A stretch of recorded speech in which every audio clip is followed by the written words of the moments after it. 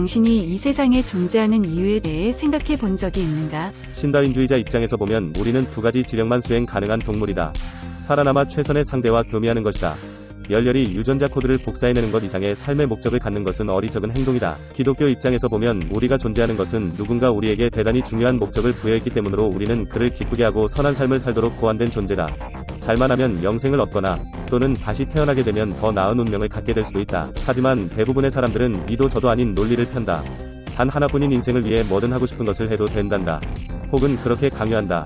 다른 이들에게 피해를 주지 않으면서 나만의 행복을 추구하고 내가 원하는 라이프 스타일을 방해받지 않으면서도 할 수 있는 일을 직업으로 삼으며 원한다면 아이는 하나쯤 낳으면 되고 반드시 모두가 좋아할 사람이 될 필요는 없지만 괜찮은 사람이 되도록 노력하며 사는 것이 그것이다. 동일한 논리를 적용하자면 일이 생각만큼 잘 풀리지 않으면 삶을 끝내버릴 수도 있는 것이다.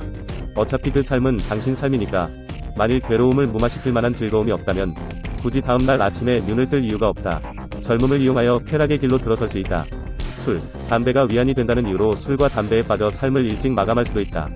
하지만 그러한 행동은 덜 용감한 철학적 선택이며 삶의 무게로부터는 더욱 도망치는 행위가 아닌가? 모두가 그들 나름대로의 살아갈 이유가 있어 보인다. 어떤 이들은 쾌락주의적이거나 진화적인 이득도 없는 일에 몇십 년 동안 에너지만 낭비하기도 한다. 비상업적 목적으로 책을 쓰는 경우가 여기에 해당한다. 유튜브에 나처럼 20개월간 5,000개의 동영상을 올릴 수도 있다.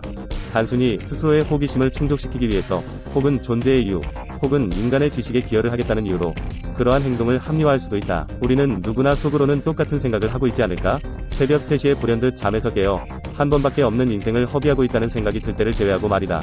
지금 여기서 살아 움직이고 있는 이 몸뚱이는 단순한 과학적 용도 이상의 무엇인가를 가지고 있음에 틀림없다.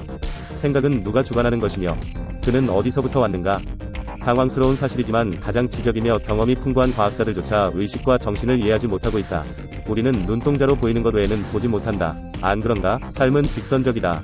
소멸 이후에 일어날 일에 대해서는 아무도 모른다. 가끔 천국에 대한 이야기를 듣기도 하지만 사람이 꾸며냈거나 덧칠이 된 이야기다. 그러므로 생각컨대 우리는 우선 맡겨진 일에 전념하되 사후 세계 준비에 시간을 낭비해서는 안 될 것이다. 과정 자체가 중요한 여정이기 때문이다.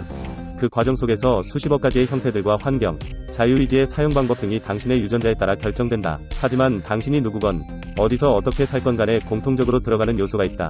삶이 힘들다고 느껴질 때는 힘든 과정이 필요하기 때문이다. 그 목적은 우리를 영적으로 성장시키기 위함이며 선과 악을 구별할 수 있도록 돕고 더 높은 수준의 관심을 추구하게 하기 위함이다. 즉, 실현의 과정은 영혼을 위한 학교인 것이다. 그리스인 조르바는 다음과 같이 말했다. 인생은 골치 아픈 것으로 오직 죽음만이 그렇지 않다. 살아있다는 것은 벨트를 풀러 괜한 골칫거리를 자청하는 것이다.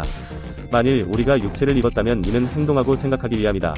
우리가 이 세상에 존재하는 이유에 대한 위대한 질문을 던진다면 답을 구하는 데에 평생이 걸린다고 하더라도 조바심을 내서는 안 된다. 초인적 우주는 이름에서도 알 수 있듯이 우리의 생각으로 설명할 수 있는 것이 아니면 아무리 과학적이거나 종교적이라고 하더라도 불완전하고 독단적인 설명에 순응해서는 안 될 것이다. 유용하게 보셨다면 검색창에서 성필원으로 인물 검색 부탁드려요.